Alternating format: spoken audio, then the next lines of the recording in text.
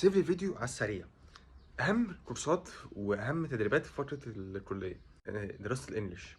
يعني لازم انت تبدا تدرس انجليش، لو حتى لو مش في مركز انت تبدا تدرس مثلا على اليوتيوب. في دلوقتي حاليا حاجات كتير متوفره قوي على اليوتيوب، فانت تبدا تعمل سيلف ليرنينج، تبدا تتعلم مع نفسك. طب تاني اهم كورس هو كورس الام او اس، مايكروسوفت اوفيس سبيشالست. طب ده عباره عن ايه؟ ده بيشرح لك الوورد، الاكسل، الحاجات اللي انت بتدخلها على الكمبيوتر، اوتلوك، باوربوينت. طب انا مثلا لو حد لسه معرفش اي حاجه عن الكمبيوتر، واللي هو انا مبتدئ خالص، خلاص انت تبدا بالاي سي دي ال، وبعدها تبدا تخش على مايكروسوفت اوفيس.